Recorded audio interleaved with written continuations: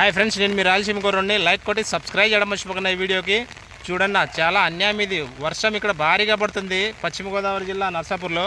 మా ఊరి రాయలసీమలో మాత్రం చుక్క వర్షం లేదన్న.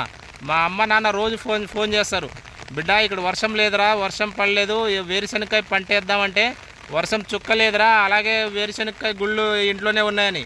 కానీ ఇక్కడ చూసారా, కుండపోతూ వర్షం కురుస్తుంది. ఇదేం దరిద్రం అన్న మా రాయలసీమకి. లైక్ కొట్టి సబ్స్క్రైబ్ చేయడం మర్చిపోకన్నా. ఆ వేరుశనక్కాయలు అమ్ముకోవాలి ఏమో, మరి రైతు పరిస్థితి అలా ఉంది. ఎదురు చూస్తున్నారు మా రాయలసీమ రైతులు.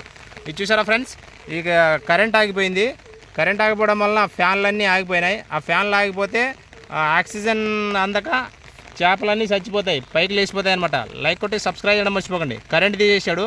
ఒరే నాయన, కరెంట్ ఎందుకు తీసావురా? కరెంట్ ఇవ్వరా, నీకు దండం పెడతాను, చేపలు చచ్చిపోతాయి.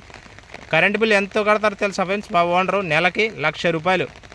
1,00,000 రూపాయలు. ఈ పెట్టుబడి 5-6 లక్షలు